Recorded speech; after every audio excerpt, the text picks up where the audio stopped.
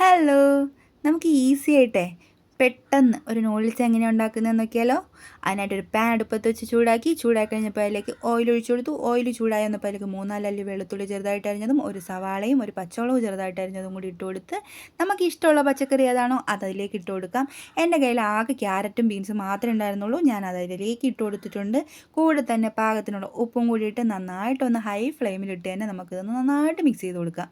ഇനി ഇതിലേക്ക് soya sauce, tomato sauce, chilli sauce 3ഉം ഓരോ ടേബിൾ സ്പൂൺ വീതമാണ് കേട്ടോ ഒഴിച്ചു കൊടുത്തേക്കുന്നത്. അതും കൂടി ഇട്ട് നന്നായിട്ടൊന്ന് മിക്സ് ചെയ്ത് കൊടുത്തതിന് ശേഷം നമുക്ക് വേവിച്ച് വെച്ചിരിക്കുന്ന നമ്മുടെ നൂഡിൽസ് ഇതിലേക്ക് ഇട്ട് കൊടുക്കാം. നൂഡിൽസ് എങ്ങനെ വേവിച്ചതെന്ന് ചോദിച്ചു കഴിഞ്ഞാൽ വെള്ളം തിളപ്പിച്ച് അതിലേക്ക് ഓയിലും ഉപ്പും ഇട്ടതിന് ശേഷമാണ് നൂഡിൽസ് ഇട്ട് നമ്മളൊന്ന് വേവിച്ചെടുത്തത് കേട്ടോ. കൂട്ടി ഒട്ടാൻ പാടില്ലല്ലോ, അതുകൊണ്ടാണ്. ഇനി നമുക്കിതിലേക്ക് കുറച്ച് കുരുമുളക് പൊടി കൂടി ഇട്ട് കൊടുത്ത് നന്നായിട്ടൊന്ന് മിക്സ് ചെയ്തെടുത്തു കഴിഞ്ഞാൽ നമ്മുടെ അടിപൊളി ഈസി ആയിട്ടുള്ള നൂഡിൽസ് റെഡിയായി കിട്ടും. അപ്പോൾ കുട്ടികൾക്കൊക്കെ ഇഷ്ടപ്പെടും, വലിയവർക്കും ഇഷ്ടപ്പെടും കേട്ടോ.